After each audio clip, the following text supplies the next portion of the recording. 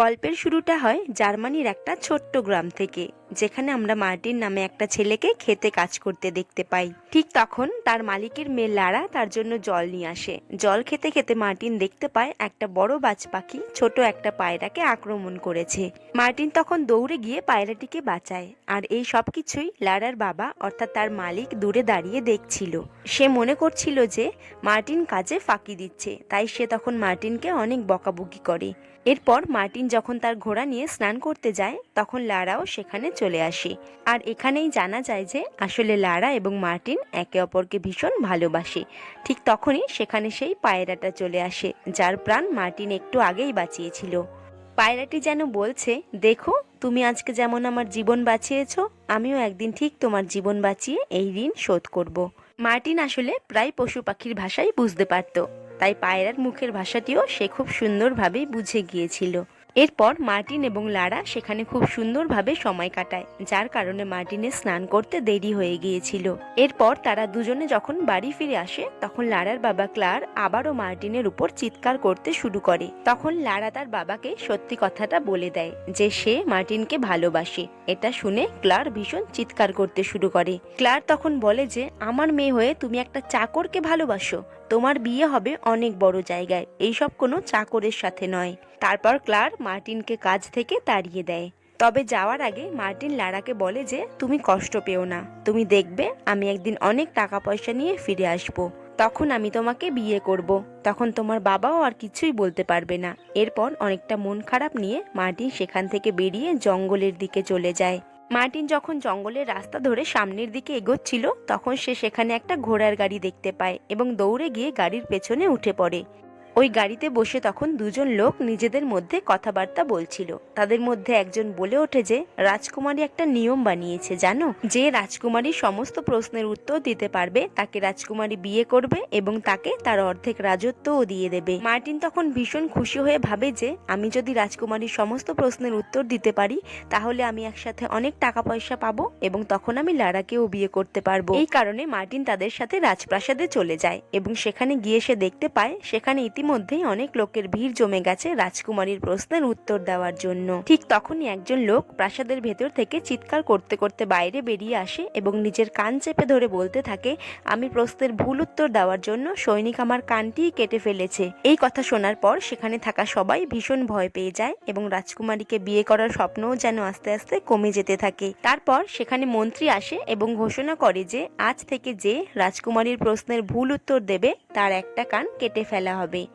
মন্ত্রীর মুখে এমন ভয়ানক কথা শুনে সেখানে থাকা প্রত্যেকেই ভীষণভাবে ভয় পেয়ে যায় এবং দ্রুত নিজেদের কান বাঁচাতে সেখান থেকে পালিয়ে যায়। কিন্তু সবাই পালিয়ে গেলেও মার্টিন কিন্তু ওখানেই দাঁড়িয়েছিল।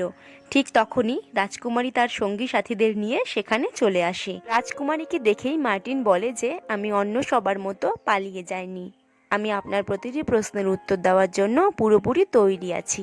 রাজকুমারী তখন মার্টিনের আত্মবিশ্বাস দেখে ভীষণ খুশি হয়ে যায় এবং সৈনিকদের নির্দেশ দেয় তাকে প্রাসাদে নিয়ে আসার জন্য। এরপর আমরা মার্টিনের পাশে অ্যান্ড্রো নামে একজন সৈনিককে দাঁড়িয়ে থাকতে দেখতে পাই। যদি মার্টিন ভুল উত্তর দেয় তাহলে অ্যান্ড্রো তার কান কেটে নেবে। এরপর রাজকুমারী মার্টিনকে তার প্রথম প্রশ্ন জিজ্ঞাসা করে। প্রশ্নটি হলো, ওই ব্যক্তি কে যে রাজ্যের সমস্ত বড় বড় নির্দেশ দিয়ে থাকেন? তখন মার্টিন উত্তর দেয় যে রাজ্যের সমস্ত বড় বড় নির্দেশ সাধারণত মুরগি এবং গাধার মাধ্যমেই দেওয়া হয়। এই কথা শুনে সেখানে থাকা সবাই ভীষণ অবাক হয়ে যায়। তারা ভাবতে থাকে যে এই ছেলে কি বলছে। মার্টিন তখন তাদেরকে বুঝিয়ে বলে যে রাজ্যের সমস্ত বড় বড় নির্দেশ গাধার চামড়ার উপরেই লেখা হয়, আর সেইগুলো লিখতে অবশ্যই মুরগি এবং মোরগের পালকই ব্যবহার করা হয়। মার্টিনের কথা শুনে রাজকুমারী ভীষণ খুশি হয়ে যায় এবং সে মার্টিনকে বলে যে হ্যাঁ, তুমি ঠিক উত্তর দিয়েছো, আমি তোমার উত্তর শুনে খুব খুশি হয়েছি। এবং সে তারপর বলে যে আজ তবে এই পর্যন্তই থাক, তোমার দ্বিতীয় প্রশ্ন কাল হবে। রাজকুমারীর কথা শুনে মার্টিন বলে যে ঠিক আছে, আমি প্রস্তুত আছি। তারপর রাজকুমারী সেখান থেকে চলে যায়। আর এইদিকে অ্যান্ড্রো অর্থাৎ মার্টিনের পাশে তার কান কাটার জন্য যে সৈনিকটা দাঁড়িয়ে ছিল, তার সাথে ধীরে ধীরে মার্টিনের খুব ভালো বন্ধুত্ব হয়ে যায়। গল্প করতে করতে অ্যান্ড্রো মার্টিনকে বলে যে জানো, আমি রাজকুমারীকে খুব ভালোবাসি, তখন মার্টিনও বলে যে আমিও লারা নামের একটি মেয়েকে ভালোবাসি, আর আমি এখানে এসেছি রাজকুমারীর প্রশ্নের সঠিক উত্তর দিয়ে টাকা পয়সা উপার্জন করতে, যাতে আমি লারাকে বিয়ে করতে পারি। পরের দিন সকাল হতেই রাজকুমারী মার্টিনকে তার দ্বিতীয় প্রশ্নটি করে।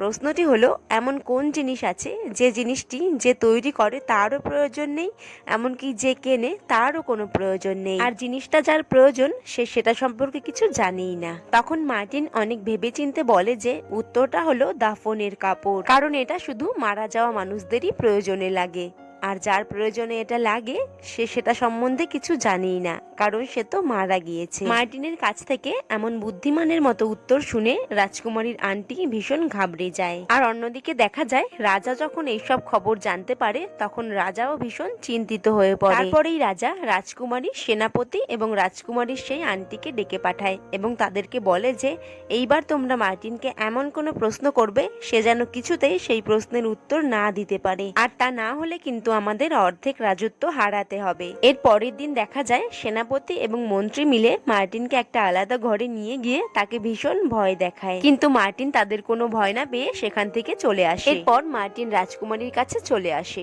এবং রাজকুমারী তখন মার্টিনকে তার শেষ প্রশ্নটি করে। প্রশ্নটি হলো, এমন কোন জিনিস আছে যা বৃষ্টি এবং রোদের সঙ্গে নিজের রং তৈরি করে ফেলে? মার্টিন তখন হেসে উত্তর দেয়, উত্তরটা হলো রামধনু, কারণ রামধনু বৃষ্টি হওয়ার পরেই দেখা যায় এবং সে রোদের সঙ্গে মিলেই নিজের রং তৈরি করে। মার্টিনের উত্তর শুনে রাজকুমারী মার্টিনের প্রশংসা করতে থাকে। ঠিক তখনই সেখানে রাজা চলে আসে এবং বলে যে আমার মেয়ে এখনো খুবই ছোট, তাই আমি তোমার সাথে আমার মেয়ের বিয়ে এখন দিতে পারবো না, আর তোমাকে আমি আমার অর্ধেক রাজত্বও দেব না। তখন মার্টিন বলে যে ঠিক আছে, আপনি যখন আমাকে কিছুই দেবেন না তাহলে আমার একটা ইচ্ছে পূরণ করুন। আমার সেই ইচ্ছেটি হলো আপনি আপনার সেনাপতি এবং মন্ত্রীকে আচ্ছা মতো ধোলাই করুন, কারণ আপনি আমাকে যে অর্ধেক রাজত্ব দেবেন বলেছিলেন তারা আমার সেই রাজত্বের ভাগ চাইছিল। এই কথা শুনে রাজা ভীষণ রেগে যায় এবং সেখানেই মন্ত্রী এবং সেনাপতিকে মারতে শুরু করে। এরপর মার্টিন আবারও মন খারাপ করে নিজের ভাগ্যকে মেনে নিয়ে রাজপ্রাসাদ থেকে বেরিয়ে আসে। এরপর মার্টিন রাতে আশ্রয়ের আশায় একটা ভাঙা দুর্গের কাছে আসে, কিন্তু সেখানে এসে সে একটা ডাকাতদের দল দেখতে পায়। মার্টিন তখন লুকিয়ে লুকিয়ে তাদের কথা শুনতে থাকে। ঠিক তখনই একটা ডাকাত মার্টিনকে দেখে নেয়। তখনই ডাকাত দলের সদস্যরা মার্টিনকে ধরে ডাকাত সর্দারের কাছে নিয়ে যায়। সর্দার তখন দলের সদস্যদের আদেশ দেয় যে ছেলেটিকে মেরে ফেলো। তখন মার্টিন তাদেরকে বলে যে আমি তোমাদের কোনো শত্রু নই, আমি এখানে কাজের খোঁজে এসেছি, আমি তোমাদের দলে যুক্ত হতে চাই। মার্টিনের মুখে এই কথা শুনে ডাকাত সর্দার হেসে বলে যে আমাদের দলে যোগ দেওয়া অত সহজ কাজ নয়, কালকে আমরা তোর একটা পরীক্ষা নেব, সেই পরীক্ষায় তুই যদি পাশ করতে পারিস তাহলেই তুই আমাদের দলে যোগদান করতে পারবি। মার্টিন তখন বলে যে আমি তোমাদের যে কোনো ধরনের পরীক্ষা দিতে রাজি আছি, কারণ আমার অনেক টাকার দরকার। অন্যদিকে লারার বাবা তো লারাকে ওই গ্রামের এক ধনী ব্যক্তির ছেলের সাথে বিয়ে দেওয়ার জন্য উঠে পড়ে লেগেছে, কিন্তু লারা তো এই বিয়েতে কিছুতেই রাজি না, কারণ সে তো মার্টিনকে ভালোবাসে। অন্যদিকে পরের দিন সকালে ডাকাতরা মার্টিনকে নিয়ে জঙ্গলে চলে আসে এবং সেখানে তারা মার্টিনের পরীক্ষা নিতে শুরু করে। ডাকাত সর্দার তখন বলে যে এখান থেকে এখনই একটা ব্যবসায়ী একটা বাছুর নিয়ে সামনের দিকে এগিয়ে যাবে, তোর কাজ হলো বাছুরটিকে ছিনিয়ে নেওয়া। তুই যদি বাছুরটিকে আমাদের কাছে ভালোভাবে পৌঁছে দিতে পারিস তাহলেই আমাদের দলে তোকে নিয়ে নেব। এই কথা শুনেই মার্টিন তার পরিকল্পনা করতে শুরু করে যে সে কিভাবে ওই বাছুরটিকে তার মালিকের কাছ থেকে ছিনিয়ে নেবে। মার্টিন অনেক সময় ধরে হাতে তলোয়ার নিয়ে লোকটির জন্য অপেক্ষা করতে থাকে। কিছু সময় পর মার্টিন যখন লোকটিকে তার বাছুরটিকে নিয়ে আসতে দেখে তখন মার্টিন ইচ্ছে করে তার তলোয়ারটিকে রাস্তায় রেখে দিয়ে আসে। তলোয়ারটিকে দেখে লোকটি ভাবে যে এটি হয়তো কোনো সৈনিকের কাছ থেকে পড়ে গিয়েছে, তাই সে বাছুরটিকে একটি গাছের সাথে বেঁধে তলোয়ারের মালিককে খুঁজতে থাকে। মার্টিন সেই সুযোগেই বাছুরটিকে ডাকাতদের কাছে নিয়ে আসে। মার্টিনের এমন চালাকি বুদ্ধি দেখে ডাকাত সর্দার ভীষণ খুশি হয়ে যায় এবং মার্টিনকে তাদের দলে নিয়ে নেয়। পরের দিন ডাকাতরা মার্টিনকে সঙ্গে নিয়ে সেখানকার রাজার স্বর্ণমুদ্রা ডাকাতি করতে যায়। রাজার সেনারা যখন স্বর্ণমুদ্রা ভরা গাড়ি নিয়ে যাচ্ছিল তখন ডাকাতরা তাদের উপর আক্রমণ করলে ডাকাত দলের মধ্যে মার্টিনকে দেখে সেনাপতি চিনতে পারে এবং বলে যে তাহলে তুই আমাদের স্বর্ণমুদ্রার খবর ডাকাতদের দিয়েছিস। তারপর মার্টিন রাজার এত স্বর্ণমুদ্রা দেখে ডাকাত সর্দারকে বলে যে এগুলো আমাদের গ্রামের গরিব মানুষদের দিয়ে দেওয়া উচিত, কিন্তু ডাকাত সরকার তা কোনোভাবেই মেনে নিতে চায় না। তাই ডাকাতরা মার্টিনকে পেছন থেকে আঘাত করে, ফলে মার্টিন সেখানেই অজ্ঞান হয়ে পড়ে যায়। তারপর ডাকাতরা সমস্ত সোনা দানা নিয়ে মার্টিনকে সেই অবস্থায় ফেলে রেখে সেখান থেকে চলে যায়। সেনাপতি তখন ডাকাতদের কিছু করতে না পেরে মার্টিন মার্টিনকে নিয়ে তখন রাজপ্রাসাদে চলে আসে এবং তারপর মার্টিনকে নিয়ে রাজদরবারে যাওয়া হয়। সেনাপতি তখন রাজাকে বলে যে মহারাজ, এই যে সেই বিশ্বাসঘাতক যে আমাদের সমস্ত সোনাদানার খবর ডাকাতদের দিয়ে দিয়েছে। এই কথা শোনার পর রাজা ভীষণ পরিমাণে রেগে যান এবং সেনাদের নির্দেশ দেন যে কালকে সকালেই যেন মার্টিনকে ফাঁসি দেওয়া হয়। অন্যদিকে লারার বাবা লারার জন্য অনেক সম্বন্ধ আনলেও লারা কাউকেই বিয়ে করতে রাজি হয় না, কারণ সে তো মার্টিনকেই ভালোবাসে। আর অন্যদিকে মার্টিনকে তো অন্ধকার কারাগারে বন্দি করে রাখা হয়েছে।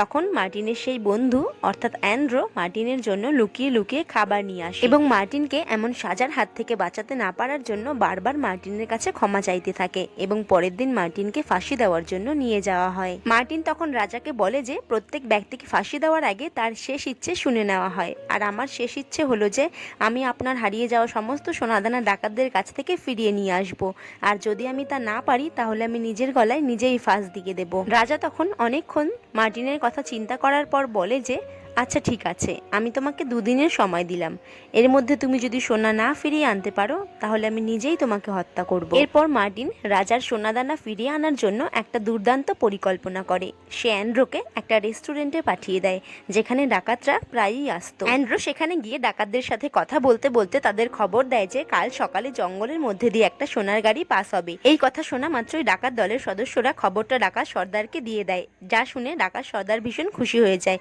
এবং তারা রাত্রের মধ্যে পরের দিন সোনার গাড়ি লুট করার পরিকল্পনাও করে ফেলে। পরের দিন সকালবেলায় ডাকাত দল সোনার গাড়ি লুট করার জন্য বেরিয়ে পড়ে এবং তারা ওই সোনা লুট করতেই ব্যস্ত হয়ে পড়ে। আর সেই সুযোগেই মার্টিন সেনাদের নিয়ে ডাকাতদের দুর্গে চলে যায়, যেখানে তারা আগের লুট করা সমস্ত সোনাদানা লুকিয়ে রেখেছিল। মার্টিন যখন সেনাদের নিয়ে সেই দুর্গ থেকে সমস্ত সোনা উদ্ধার করতে থাকে তখন মন্ত্রী এবং সেনাপতি তাদের আসল রূপ দেখিয়ে দেয়। দুর্গ থেকে যখন সমস্ত সোনা উদ্ধার করা হয়ে যায় তখন সেনাপতি এবং মন্ত্রী মার্টিনকে সেখানেই আটকে রেখে চলে আসে। সেখান থেকে সোনা নিয়ে চলে আসার পর অ্যান্ড্রো যখন মার্টিনের কথা জিজ্ঞাসা করে তখন সেনাপতি এবং মন্ত্রী ভীষণ রেগে যায় এবং তখন তারা অ্যান্ড্রোকেই মারধর শুরু করে। অন্যদিকে ডাকাতরা সবেমাত্র যে গাড়িটি লুট করেছে সেটি নিয়ে যখন তাদের দুর্গে পৌঁছায় তখন তারা সেই সোনার বাক্স খুলে দেখে এবং দেখে তাদের মাথায় ঘুরে যায়, কারণ সেখানে কোনো সোনা ছিল না, ছিল শুধুমাত্র পাথর ভরা। এটা দেখে তো ডাকাত সর্দারের মাথায় আকাশ ভেঙে পড়ে এবং ডাকাত সর্দার বুঝতে পারে যে এটা একমাত্র মার্টিনেরই চাল হতে পারে,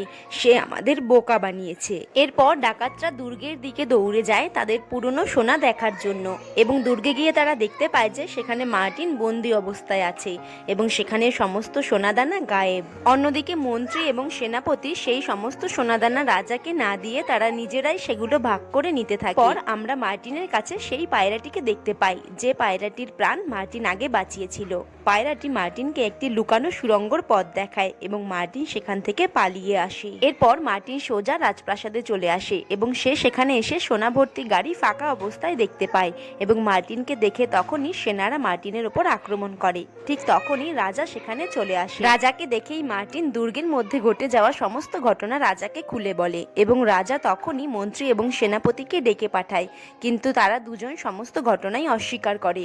তারা বলে যে মার্টিন মিথ্যে কথা বলছে, মার্টিন নিজে বাঁচার জন্য আমাদেরকে শুধু শুধু ফাঁসাচ্ছে। মার্টিন তখন বলে যে আচ্ছা ঠিক আছে, আমি নিজে তোমাদের ঘরে গিয়ে সমস্ত সোনা বার করে আনবো, তখন প্রমাণ হয়ে যাবে কে ঠিক বলছে আর কে ভুল। আর এদিকে ডাকাতরা যখন মার্টিনকে মারতে যায় তখন সেখানে গিয়ে তারা দেখে যে মার্টিন সেখানে নেই, মার্টিন পালিয়ে গিয়েছে। আর এটা দেখে ডাকাত সর্দার ভীষণ রেগে যায়। আর অন্যদিকে মার্টিন তো মন্ত্রী এবং সেনাপতির ঘরে গিয়ে সমস্ত সোনাদানা খুঁজে বার করে এবং রাজা তখন বুঝতে পারে যে মার্টিন সত্যি কথাই বলছিল। রাজা তখন মন্ত্রী এবং সেনাপতির ওপর ভীষণ রেগে যায় এবং রাজা মন্ত্রী এবং সেনাপতিকে বন্দী করার নির্দেশ দেয়। রাজা তারপর মার্টিনের বুদ্ধি এবং সাহসিকতা দেখে মার্টিনকে নিজের উপদেষ্টা এবং অ্যান্ড্রোকে রাজ্যের সেনাপতি হিসাবে নিযুক্ত করেন। এরপরেই ওই রাজ্যে একটা উৎসব অনুষ্ঠিত হয় এবং সেখানে রাজকুমারী সহ রাজ্যের সমস্ত মানুষ মনের সুখে আনন্দ করছিল।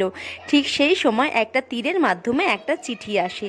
চিঠিটা আসলে ডাকাত সর্দার রাজার কাছে পাঠিয়েছিল। চিঠিতে লেখা ছিল যে সমস্ত সোনা যদি আমাদের ভালোভাবে ফিরিয়ে না দেওয়া হয় তাহলে আমরা রাজকুমারীকে তুলে নিয়ে আসব এবং রাজকুমারীর সাথে আমি জোর করে বিয়ে করব। মার্টিন তখন রাজাকে বলে যে মহারাজ, আপনি যদি রাজকুমারীকে আমার সাথে বিয়ে দেন তাহলে ডাকাতদের আমি নিজেই দেখে নিতে পারবো। রাজা তখন মার্টিনের প্রস্তাবে রাজি হয়ে যায়। তাই পরের দিনই মার্টিন এবং রাজকুমারীর বিয়ের খবর সমস্ত রাজ্যে ছড়িয়ে দেওয়া হয় এবং সেই খবর লারার যার সাথে বিয়ে ঠিক হয়েছিল অর্থাৎ জ্যাকব এবং তার বাবাও শুনে নেয়। তারপর তারা তখনই লারার লারার কাছে চলে যায় এবং বলে যে তোমার ভালোবাসার মানুষ মার্টিন আমাদের রাজ্যেই আছে এবং সে আমাদের রাজ্যের রাজকুমারীকে বিয়ে করতে চলেছে। এই খবর শুনে লারা ভীষণ কষ্ট পায়। অন্যদিকে রাজকুমারী মার্টিনকে জিজ্ঞাসা করে যে সত্যি করে বলো তো তুমি কেন আমাকে বিয়ে করছো। তখন মার্টিন রাজকুমারীকে সব সত্যি কথাই বলে। মার্টিন বলে যে আমি শুধুমাত্র লারাকেই ভালোবাসি, আমি তোমাকে ডাকাতদের হাত থেকে বাঁচানোর জন্যই এই নাটকটা করছি। এবং সে কথায় কথায় রাজকুমারীকে এটাও বলে যে অ্যান্ড্রো তোমাকে ভীষণ ভালোবাসে। অন্যদিকে রাজকুমারীর আন্টি লুকিয়ে লুকিয়ে সেনাপতি এবং মন্ত্রীকে কারাগার থেকে মুক্ত করে দেয় এবং তারা তখন সোজা ডাকাত সর্দারের কাছে চলে যায় এবং তারা ডাকাত সর্দারের সাথে হাত মেলায়। এরপর তারা সবাই মিলে রাজপ্রাসাদে আক্রমণ করার পরিকল্পনা করে। এরপরেই দেখা যায় যে রাজকুমারীর আন্টি রাজকুমারী অ্যান্ড্রো এবং মার্টিনকে একটা কৌশল করে জঙ্গলের মধ্যে নিয়ে যায় এবং জঙ্গলের গভীরে যখন তারা প্রবেশ করে তখনই প্ল্যান মোতাবেক ডাকাতরা তাদের ঘিরে ফেলে এবং তারা তখন রাজকুমারীকে তুলে নিয়ে যেতে চায়। মার্টিন তখন ডাকাত সর্দারকে বলে যে রাজকুমারীকে যদি তুলে নিয়ে যেতে হয় তাহলে চোরের মতো নয়, আমার সাথে যুদ্ধ করে তবেই রাজকুমারীকে নিয়ে যেতে হবে। তুমি যদি আমাকে হারাতে পারো তাহলে আমি রাজকুমারীকে নিয়ে যেতে দেব। মার্টিনের এই সমস্ত কথাবার্তা ডাকাত সর্দারের ইগোতে লেগে যায় এবং সে মার্টিনের চ্যালেঞ্জ গ্রহণ করে নেয়। তারপরেই তাদের দুজনের মধ্যে ভয়ঙ্কর যুদ্ধ শুরু হয়। মার্টিন যেহেতু ভীষণ বুদ্ধিমান ছেলে তাই সে তার কৌশল ব্যবহার করে ডাকাত সর্দারকে যুদ্ধে প্রায় হারিয়েই দিচ্ছিল, কিন্তু ঠিক তখনই রাজকুমারীর আন্টি মার্টিনকে ধাক্কা দিয়ে ফেলে দেয় এবং তখন ডাকাত সর্দার মার্টিনকে হারিয়ে দেয় এবং রাজকুমারীকেও বন্দি করে ফেলতে চায়, কিন্তু অ্যান্ড্রো সেগুলো কিছুতেই সহ্য করতে পারছিল না, তাই সে নিজেই ডাকাত সর্দারকে মারতে শুরু করে। আসলে অ্যান্ড্রো নিজেদের পেছনে রাজ্যের সৈনিকদের লুকিয়ে লুকিয়ে আসতে বলেছিল। এরপর সে যখন ইশারা দেয় তখন সৈনিকরা সবাই এসে ডাকাতদের বন্দি করে রাজপ্রাসাদে নিয়ে যায়। ডাকাতদের রাজপ্রাসাদে বন্দি করে নিয়ে আসা হয়েছে দেখে রাজা এবং রাজকুমারী ভীষণ খুশি হয়ে যায়। এরপর মার্টিন রাজাকে সবকিছু খুলে বলে যে আজ অ্যান্ড্রোর জন্যই ডাকাতদের বন্দি করা সম্ভব হয়েছে। শুধুমাত্র অ্যান্ড্রোর সাহসিকতার কারণেই রাজকুমারীও আজ রক্ষা পেয়েছে। আর অ্যান্ড্রো রাজকুমারীকে ভীষণ ভালোবাসে আর আমার মনে হয় রাজকুমারী অ্যান্ড্রোর কাছে খুব সুখে থাকবে। আর যেহেতু রাজকুমারীও এখন অ্যান্ড্রোকে ভালোবাসতে শুরু করেছিল তাই রাজা অ্যান্ড্রো এবং রাজকুমারীর সম্পর্ক মেনে নেয়। আর অন্যদিকে মার্টিন যেহেতু অনেক বড়লোক হয়ে গেছে তাই সে তার গ্রামে ফিরে আসে এবং প্রথমেই সে লারার সাথে দেখা করতে যায়, কিন্তু লারা প্রথমে মার্টিনকে দেখে চিনতে পারে না। লারা মনে করে কোনো অপরিচিত লোক হয়তো তাকে বিরক্ত করছে। কিন্তু মার্টিন যখন লারাকে তার আসল পরিচয় দেয় তখন লারা অবাক হয়ে যায় এবং এতদিন পর মার্টিনকে দেখতে পেয়ে সে মার্টিনকে দৌড়ে গিয়ে জড়িয়ে ধরে এবং লারার বাবা সেগুলো করে দেখতে থাকে, কারণ এখন সে আর মার্টিনকে চোর বলতে পারবে না। এখন তো মার্টিন পুরো রাজ্যেরই হিরো। আর আমাদের এই গল্পটা এখানেই শেষ হয়ে যায়। তো বন্ধুরা, গল্পটা কেমন লাগলো অবশ্যই কমেন্ট করে জানাবেন এবং সাবস্ক্রাইব করে পাশে থাকবেন।